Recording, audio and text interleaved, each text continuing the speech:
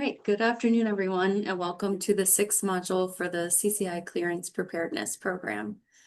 The next module will be on August 6th from 1 to 2 p.m. We will have a guest speaker, Jimmy Benoit, who's the Vice President of Cybersecurity at PBS. You all have received the calendar invite, and you will receive 3 reminders prior to the module. Please sign in to the Zoom modules with your first and last name. A few of you are still not doing this request, and there may be someone else with the same name as you, and we want to make sure that you receive the attendance credit. Individuals who did not register and receive links from friends will also not receive a badge because we don't have their email addresses and they did not complete the registration process.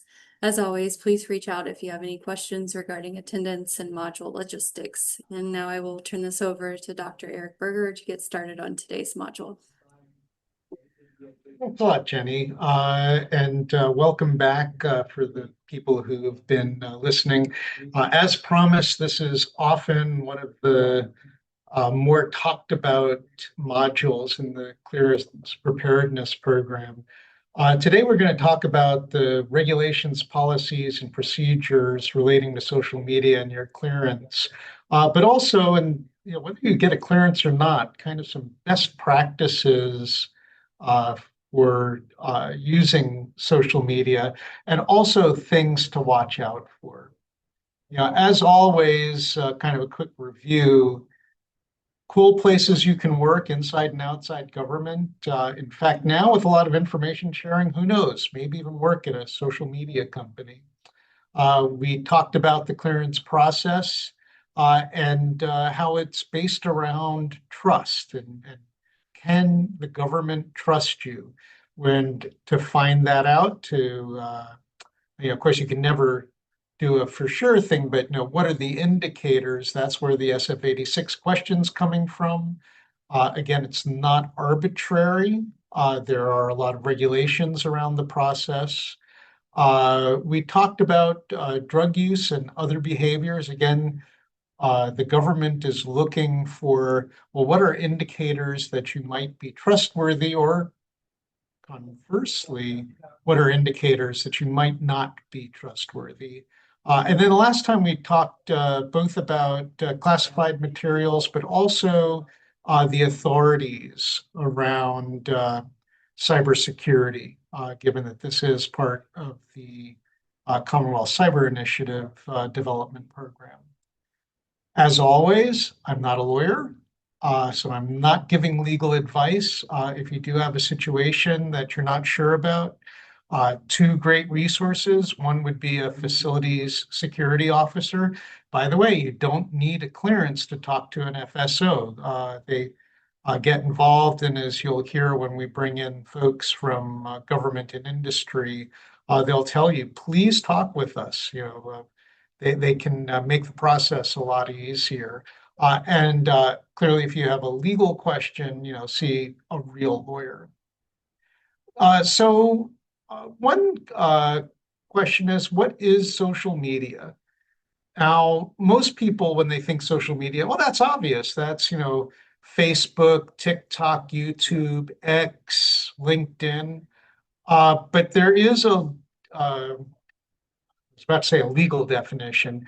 There is a definition used by the intelligence community, and it's in SEED 5, where it defines social media as websites, applications, and web-based tools that allow the creation and exchange of user-generated content. That's a pretty wide net. So that includes pretty much any user-generated publicly available content. So what about that Amazon review you wrote? Yeah, that's social media. An eBay review, a Yelp review. Those are all social media. They're all covered under the rules here for social media.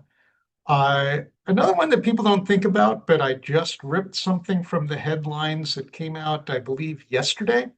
What about things like eHarmony or OkCupid or Tinder or Grindr or Ashley Madison? All of those are considered social media if there are public profiles. So seed five, I mentioned earlier when we were talking about regulations, I mentioned the seeds, the Security Executive Agent Directive, basically ODNI. Directive number five is on social media and background checks. So what drove the need for creating this directive?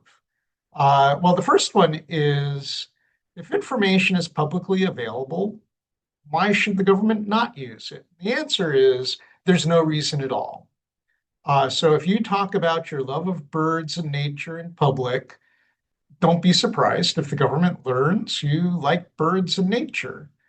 And so, in a sense, if you're posting something publicly, you have no expectation of privacy. So if you have no expectation of privacy, then you should not be surprised that the government will look as well. So if someone posts, I want to take down the US government and I will do it by getting a clearance and access to nuclear materials and kill thousands of people, we probably want the government to take that into account as the government adjudicates whether this person is eligible for a clearance. So I won't do the the survey, but does anyone notice anything odd about this picture? 'Cause notice I said, anything in plain sight. Well, if we kind of zoom in on their hand, you notice that this individual does have two hands, and in fact, his arm is embedded in the rock. Now, if you want to know how this happens, where this picture comes from, take an AI class. But this image does give me the opportunity to cover an important concept with regards to social media. Uh, on the one hand, what the people can see freely. So, like if you posted this picture, the man, the bird, the rock, that's all fair games for investigators. What's hidden inside the rock is not available to investigators. And obviously, another issue about this is just because it's on social media does not mean it's real. I'll touch upon that in a moment. So, are there some limits to the investigation? Well, one of the drivers for Seed 5 was some agencies were saying, give us the password to your social media account. That is not allowed. There's no compulsion. So you will not be asked to give your social media passwords. You will not be asked to log into a private account to let an investigator look at what's going on there. Or you will not be asked to take any action that would disclose any non-publicly available social media information. And in fact, it goes further. The agencies cannot game the system. Many social media systems have a concept of public information, which anyone can see, private information, which only you can see, and then things that only friends can see. So they can't game the system. They can't say, oh, you can't give us your password, but make us your friend so we can see what you're talking to your friends. The answer is no. And basically, it's also more generic. They can't bypass normal privacy controls. If an agency is asking you for this, tell your FSO. And I would say tell your FSO for two reasons. Reason number one, they're bad actors in places. This is the way they get caught. But the other is you might be being tested. How willing are you to break rules? So don't break rules, even if you're being asked to by an agency that you want to get a clearance from. Now, when do they start looking? It's when you submit the SF-86. When you submit your SF-86, you actually sign off saying that, they're allowed to get your credit reports, they're allowed to look at your banking history, and they're allowed to look at your social media. So basically, that application is your consent. The act of applying for the clearance is your consent. And don't forget, I talked earlier about continuous verification. It's not just the snapshot of the moment of when you click submit on your SF-86. If you get your clearance and tomorrow you say, I want to take down the government by blowing it up, uh, that's fair game for them to monitor and take action on. So what if they found something? Well, one thing is, a question they're going to ask is it you? Or is it somebody else? So, I looked myself up on LinkedIn, and not a surprise, on my account, when I look myself up, I'm the first hit. There are a lot of Eric Bergers out there, a lot more than I thought. So, just because something shows up on social media uh, doesn't necessarily mean there's an issue, but it may be something that gets more scrutiny. In fact, per seed 5, if they find something on social media, that cannot be the sole reason to deny a clearance. Uh, but why do they look? Well, they're looking for things like undeclared activities. I had mentioned earlier, you need to basically get pre-cleared when you go on a foreign trip, and you need to do a post-trip report when you get back if you have a foreign trip. Well, if in your Facebook you say, I'm having a wonderful time in my vacation in China, but you didn't say you were going to China, that is a reason for an investigation. Doesn't mean you lose your clearance, but it does mean you get looked at because it might not be you, or there may be other circumstances. Likewise, they're looking for compromising situations. Wow, I'm having a lot of trouble with my gambling debt. That could be an issue. Uh, so why this focus on social media, and why, again, whether you go for a clearance or not, there are going to be some things in here that I would ask you to consider in your own use of social media. So who uses it? Well, in Facebook, you got friends, relatives, classmates, as well as thieves, stalkers, phishers, and foreign intelligence agencies. Likewise for X, who's on X? Well, they're your followers, and thieves, stalkers, phishers, and foreign intelligence agencies. And here's kind of the toughest one, LinkedIn, because LinkedIn is a powerful tool for both finding a job and finding people to work for you when you get into that more management position. So LinkedIn's used by business contacts, current and potential employers, current and potential employees, and thieves, stalkers, phishers, and foreign intelligence agencies. So you notice that our adversaries, whether they be foreign malign governments or just common criminals, they're on social media as well, and you need to be aware of that. So kind of the watchword is don't make it easy for bad people. So a couple of things to be aware of. One is basic cyber physical security. If you post either on LinkedIn or on Facebook, hey, I'm on deployment to some faraway place for the month. Well, that's letting thieves know no one's home. That could be a problem for you. I'm going on vacation to a place that the State Department has listed as a very dangerous place for Americans. Well, stalkers will know where to look for you. Kidnapping risks. Uh, and of course, the other thing, hopefully for your additional security questions on a website where it says, what's your first pet? Hopefully you are making something up and putting that into your password manager. Because if on your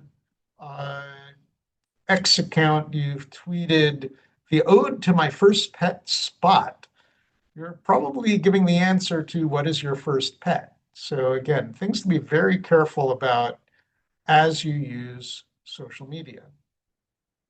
So these are things to be wary of. then there are things that you might not want to post. So take this picture. It's a really cool picture. It looks like fireworks are coming out of your hand. Wow, that's like really cool. And in fact, it's so cool that you can barely keep your eyes open because you're so smashed. Is this going to help or hurt your case when the investigators are looking to determine, are you of good moral character and trustworthiness? For that matter, will it help or hurt you get any job? Unless, of course, you're working for a spirits company as a brand ambassador, I'm not quite sure that this photo is really going to help you get a job. Certainly not going to help you get a clearance. And I'll relate a real situation. I had a master's student, and his LinkedIn profile picture, so not Facebook, look at me having fun, LinkedIn, the place where you're trying to get a job. He's holding up a shot glass. He's in a tuxedo with tie undone, kind of unbuttoned, dancing on a table. That kind of photo does not convey a trustworthy, level-headed individual. Uh, if you're curious, he did take the photo down. He did get a really good job, but not in the government sector. There are some things that you are likely not allowed to post. So you probably can't say that I hold a top secret clearance with all the tickets from the Secretinous Agency because I'm working on the FUBAR project. I can offer a lot of agencies don't, the fact you have a top secret clearance is a fact. Quite often you're allowed to say that on like your LinkedIn profile, on your resume or curriculum vitae. But quite often the agency that holds your clearance does not want you to advertise the agency. And especially if we're talking special access programs, uh, the existence of the program might be classified. So, that's another thing that you're likely not going to be allowed to post. Now, a reminder, all publications are subject to DoD or agency review. This includes your CV, your resume, and your social media CV, what you publish on social media. So these are all things. It's not, oh, I'm not allowed to put down I have my clearance. No. Ask your FSO. Your FSO will tell you. They'll give you guidance of what you can put down. And I'm doing the thing. The problem with secrets is you don't know what they are. I am not aware of any secretumus agency or a FUBAR project. For those of you in the military, you might say, wait, that's spelt wrong. FUBAR is FUBAR. That's a DoD technical term. FUBAR spelt this way is MIT technical term. It's all on Wikipedia. You'll find it.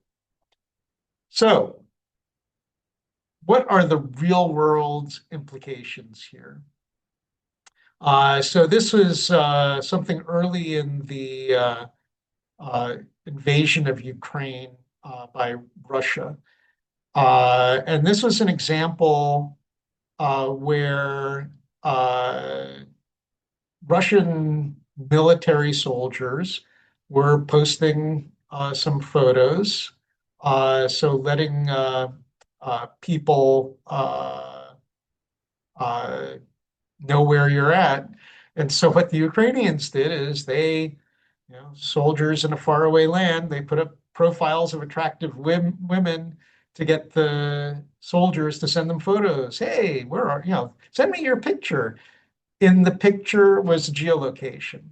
So that way they were able to collect where the soldiers were.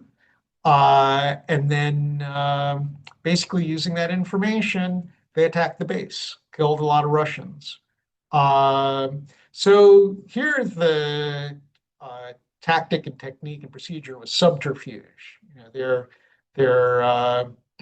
doing what's known as a honeypot. But think about this when you post pictures to social media, to X or photos with share, things like that, uh, quite often there's metadata in the picture that has, for example, GPS coordinates. So, what's the takeaway here? Easy. Don't publicly post anything, but if you do, take out that information. If there are other people, especially if this is kind of work related, it's work related, you really shouldn't be posting it. But if there are blurring other people, even if it's family snaps, it's a way that they can identify your family. Again, the easy button here, don't do it. But I understand people feeling compelled. Here's another, ripped from the newspapers. There was secret army bases in Afghanistan. And how did the adversary find out where it was? Well, the soldiers were using a fitness app that conveniently logged your running. And I know I used to do this when I was jogging in the early 2000s. I wanted to know where I went. Also, if I wanted to run a trail again, it's like, oh, this is really cool. In those days, it wasn't a watch, it was a GPS unit, but yeah, it's really cool. Well, the thing is, you share that, and then other people share their runs and all that, and all of a sudden you build up a map. Here, you built up the layout of the base just from social media. So again, this was a huge failure of operational security. Um, that kind of thing, where you're jogging, where you're walking around and all that, that's called pattern of life. So, one of the takeaways, don't publicly share it. Another thing to be very aware of, which is the privacy policy that a company has. I'm not a lawyer, not giving legal advice, but it's generally not worth the paper that it's written on when there's an asset sale. So a company might say, oh, we'll never, ever, ever share the jogging path that you shared with us until they go bankrupt, then it's an asset and they sell it. And the new company says, basically, what privacy policy? So again, the easy button here, if you can, don't share pattern of life. Here's something, and actually, I guess it was from 2 days ago. On the one hand, this is more about, and when you get a clearance, you will get a lot of training on where it is and is not appropriate to share information. But I put this up in this module for two reasons. One is Tinder, social media. So this was a person who put themselves out there on Tinder and got a date. And was talking to the date. It turned out that it was Veritas. It was an entrapment kind of situation. And he basically made the comment pretty much saying, it's like throwing gold bars into lifeboats from the Titanic. We're trying to fund all this stuff from EPA. Totally taken out of context, totally destroyed this individual. Dual purpose, again, careful of what you post on Tinder, careful of what you say to strangers you meet through social media. They may not be exactly who they say they are. You will be either a government employee or a contractor working on government projects. You're representing the government. So you do need to be a bit circumspect of what you talk about to whom. And again, you'll get a lot of training on your indoctrination for your clearance. Now, I did mention, on social media that besides criminals and foreign intelligence agencies, we've got terrorists. Uh, One thing that's quite often taken out of context is you will hear a quote that 80% of Al Qaeda's intelligence was from open sources. And therefore, wow, everything on social media is being scraped. Well, the Manchester document was from well before social media existed. So it's not accurate to say that the Manchester document was about social media. But this handbook that was found in Manchester, England, highlighted that for terrorists to come up with their plots and plans and what are the patterns of life of their targets, they could get it from open source. Uh, Now, the Al Qaeda handbook actually, even I believe it has it in there, the quote from John Foster Dulles. And if you're in the area of Northern Virginia, you'll know Dulles Airport, named for John Foster Dulles.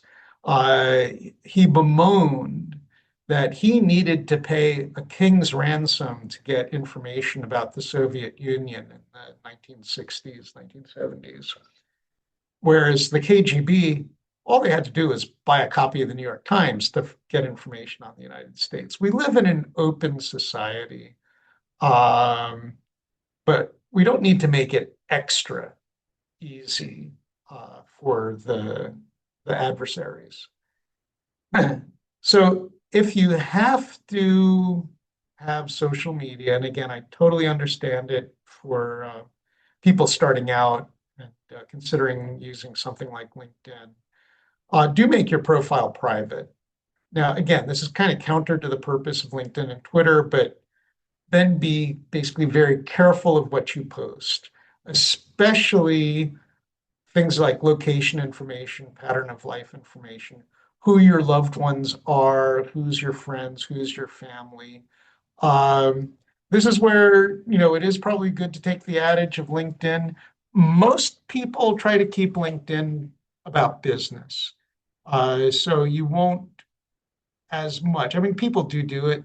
Oh, look at pictures from my vacation. Um, you can just sit back and say, look, I'm using LinkedIn for uh, business. So I'm love your vacation, but I'm not going to comment on it. I'm not going to post stuff about my vacation. So it does get worse. What can you do with 30 seconds of voice that's been posted to social media? So I'm a fourth grader at Robb Elementary School in Uvalde, Texas. Or at least I was, when a man with an AR-15 came into my school and killed 18 of my classmates, 2 teachers, and me. okay, so how many people heard the fourth grader? Jenny, did you hear it? Okay, great. So yeah, and that was literally on social media, and I think it was like a beach day or something. The Garcias had this post uh, with just that information. Clearly, Uzi Garcia did not say this. The other thing I could have scraped from yesterday was, I believe, Rubio's voice was cloned and making calls around the government. So now can talk forever about fraud and legal robocalls and stuff, but I'm looking at this from the other side, which is if you have audio or video on social media, you can be cloned. Uh, Probably for many of us on the call, you can be, it's too late. I've got too much stuff online. But if you don't have a social media presence, seriously ask yourself if the costs of having that social media presence outweigh the benefits. Another thing to consider on social media is who is your friend? So these are images of people who reached out to me, not on Tinder or Ashley Madison or I don't know, the other dating sites. I'm not on any of the dating sites. These were all on LinkedIn. So kind of right away, there ought to be kind of a warning sign. It's like, these don't look quite like professional people. And you look at the message they would send. Hi, I'm Emma, who lives in California. Keep an open mind to new things and new people. Keep it short and simple. If you want to chat or make friends, I'd love to. And the thing is, early on, before Microsoft cracked down on it, I would get, probably 4 or 5 of these a week with the same text, different pictures. Quite often, they would immediately try to move to WhatsApp. It would be their platform of choice. What do you do when this happens? Report it. Report it for 2 reasons. One is highly likely if you are associated, if you have a clearance, you are what the FBI told me, a juicy target. The other is, of course, honeypots. There's, again, a lot of financial fraud out there. So these people might not have been people trying to get to me to access secrets, but to get to me to access my retirement account. And there are lots and lots of stories of people who basically fall for the scams. I might offer that this might be more than a financial scam, because when the pretty women didn't work, they started sending pretty men to see if maybe that's why I wasn't really responding to the women. So they were persistent, and that's another part of the story that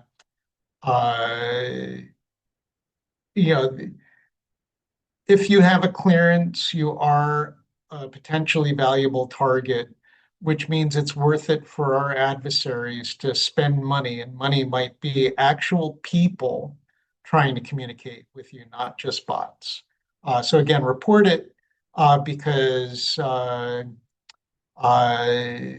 FBI, DCIA, DSS, IC3, DCI3, their job is to correlate this and to get at the bad actors.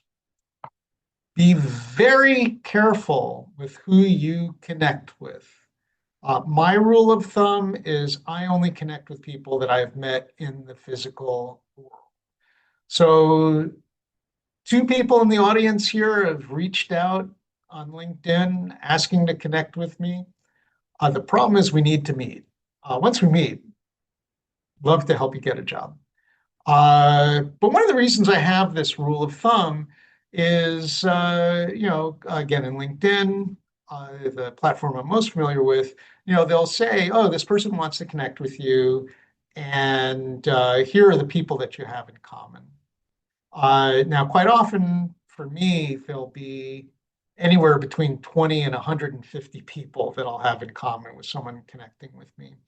But quite often, where the profile looks like that,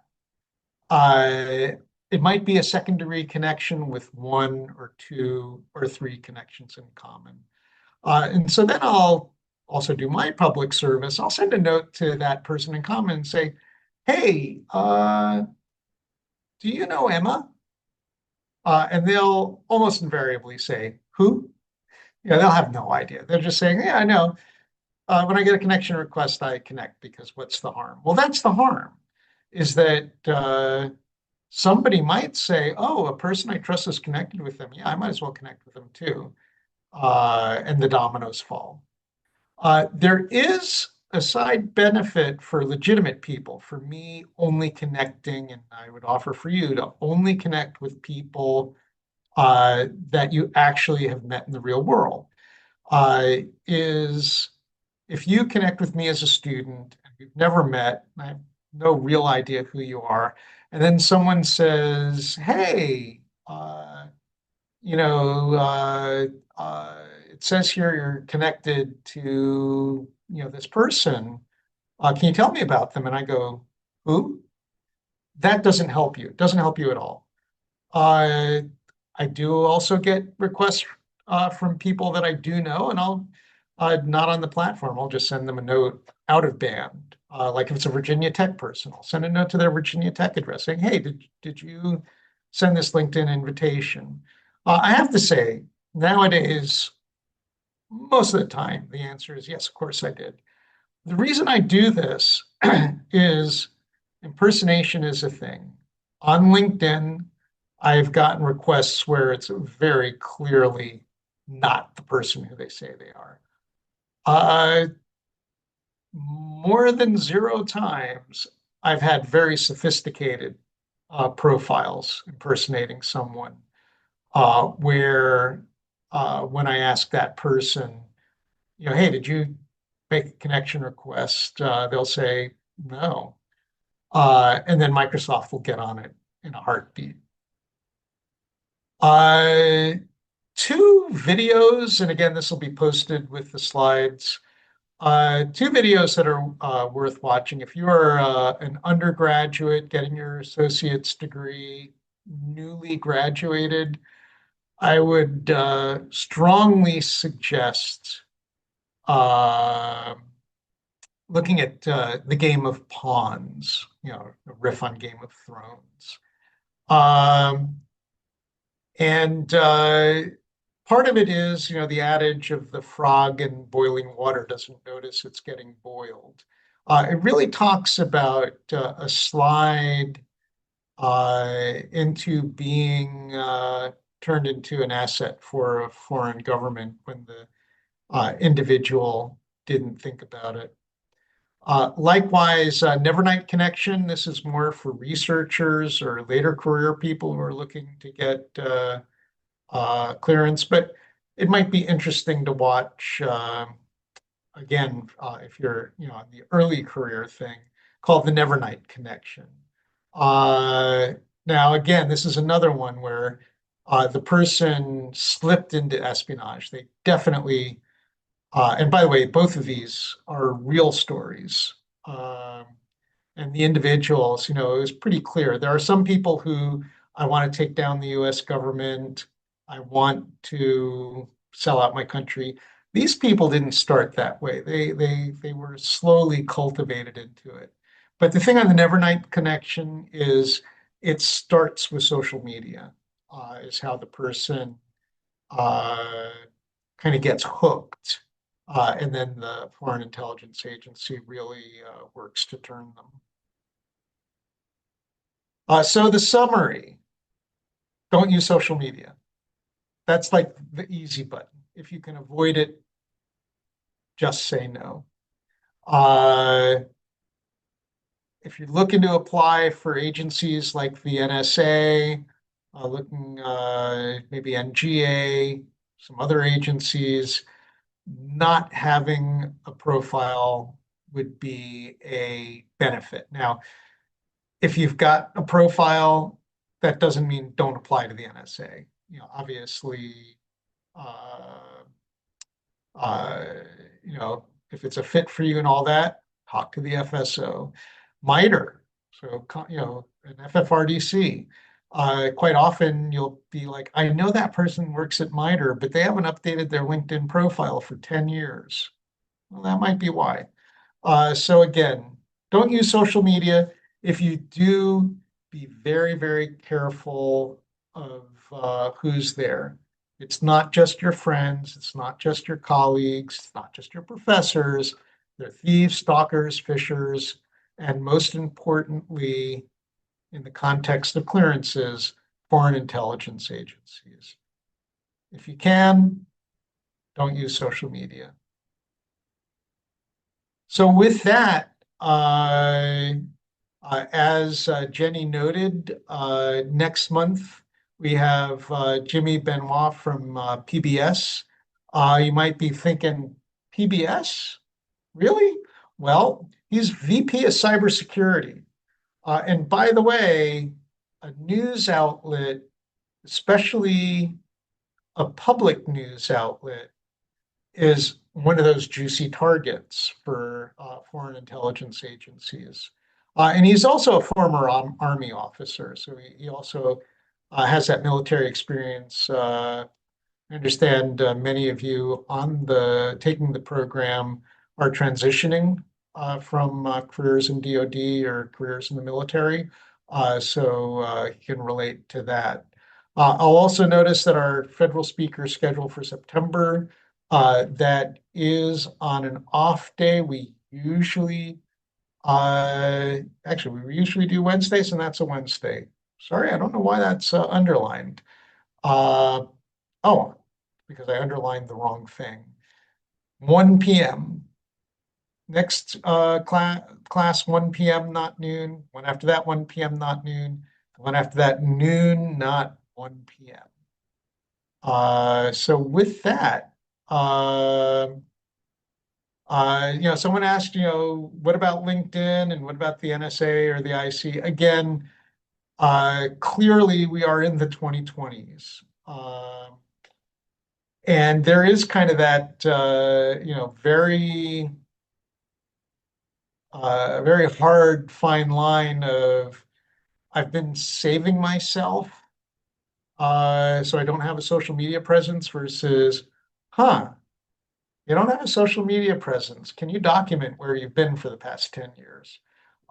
So again, if you've been using LinkedIn and it's been for professional purposes and you're not using any other social media, no problem applying for the NSA. If you have, all of this stuff that would be of interest to a foreign intelligence service, talk to the FSO. Again, don't stop from really contributing to the safety and security of the United States because you're worried that you have a social media presence, you won't get a job. The FSOs are the officials there. Another question is, can I recommend a reliable security clearance lawyer? And I can't, for two reasons. One is, like, I'm not a lawyer. There is kind of a liability if I say, oh yeah, this person's great, and they screwed up. I can't take the liability for that. But the other one is, I do have personal acquaintance who went through a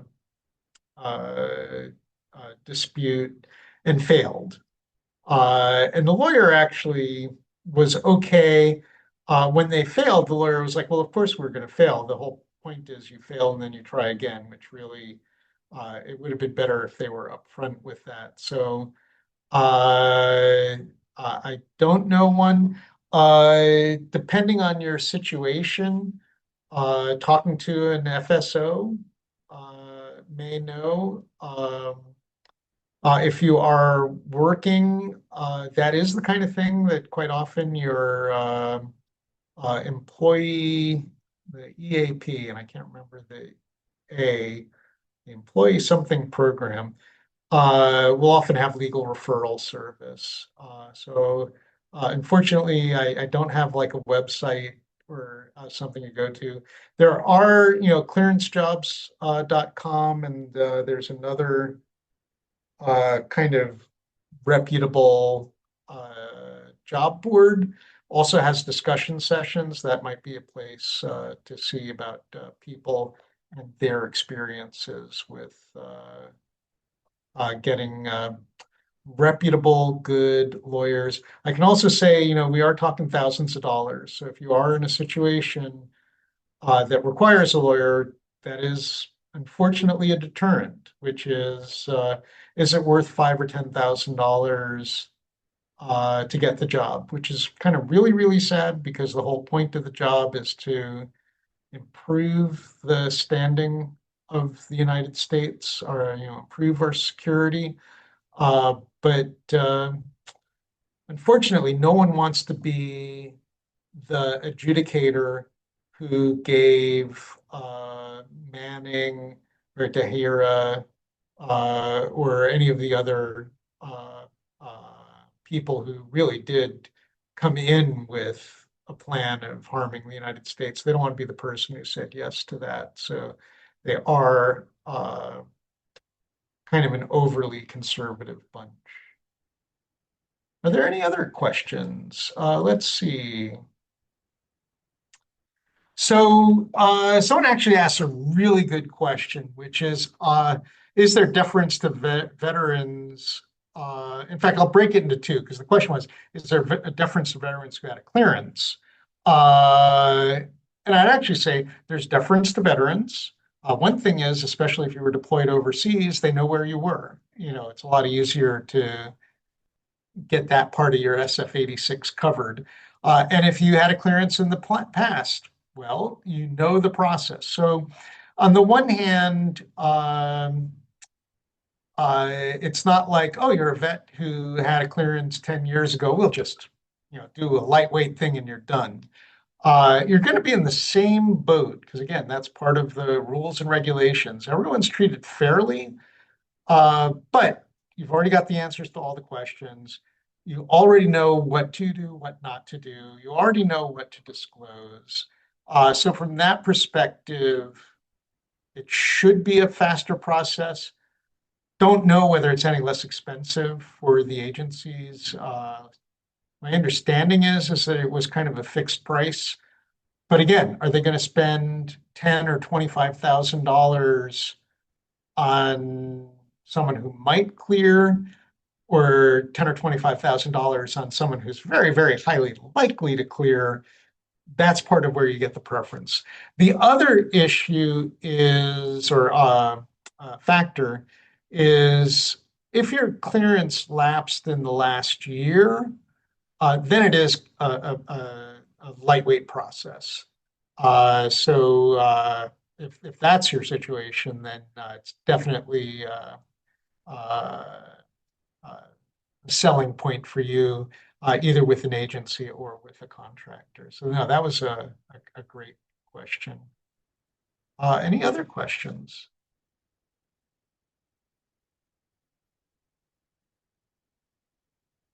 Seeing none, Jenny, if you can give the bookend. And again, thank you all, and look forward to the conversation next month. Yeah, thanks everyone for attending, and thanks Eric for another clearance prep. Yes, feel free to send me or Kendall any questions that you have, and have a good day, everyone.